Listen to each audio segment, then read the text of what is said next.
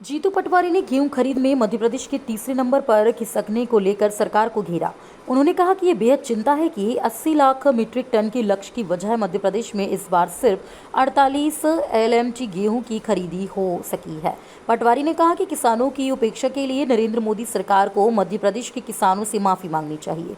गेहूं खरीद में तीसरे नंबर पर खिसका एमपी कांग्रेस प्रदेश अध्यक्ष ने कहा कि मीडिया रिपोर्ट ऐसे समय पब्लिक डोमेन में आई है जब केंद्रीय कृषि मंत्री भी मध्य प्रदेश में ही है।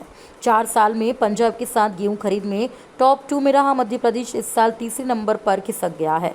यह चौंकाने वाली चिंता है कि 80 लाख मीट्रिक टन के लक्ष्य की वजह मध्य प्रदेश में इस बार सिर्फ 48 एलएमटी गेहूं की खरीद हो सकी है। यह लक्ष्य से 40% कम है। वैसे तो मध्य प्रदेश में 15.46 लाख किसानों ने रजिस्ट्रेशन कराया था, लेकिन 6.13 लाख ने ही सरकारी केंद्रों पर गेहूं बेचा। क्यों?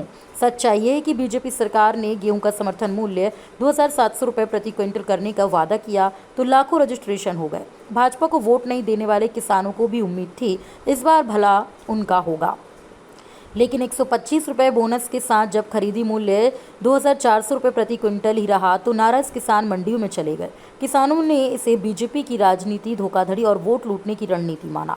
उन्होंने कहा कि जानकारों का यह भी कहना है कि रजिस्ट्रेशन फरवरी के अंत में शुरू हुए, लेकिन बोनस की घोषणा मार्च के दूसरे हफ्ते में हुई। देरी और इस बादखलाफी के बाद नाराज किसान मंडियों का रुख करने लगे। तब विपक्ष के साथ मीडिया ने सरकार को चेताया, लेकिन सरकार सोई रही। पूछा तो यह भी जाना चाहिए कि मध्य प्रदेश सरकार क्यों भूल गई कि खरीदी भी 20 मार्च के बाद शुरू हुई, जबकि मालवा जैसे क्षेत्र में एक हफ्ते पहले ही गेहूं फसल बाजार में आ जाती है और मालवा मध्य प्रदेश का एक बड़ा गेहूं उत्पादक इलाका है। गेहूं खरीद में मध्य प्रदेश के पीछे रहने के लिए केवल और केवल मोहन सरकार की नासमझी और किसानों के साथ वादा करके मुकर जाने की नीति है। किसानों की इस उपेक्षा से उनके मन में अविश्वास का भाव आया और उन्होंने सरकार की बजाय बाजार पर भरोसा कर लिया।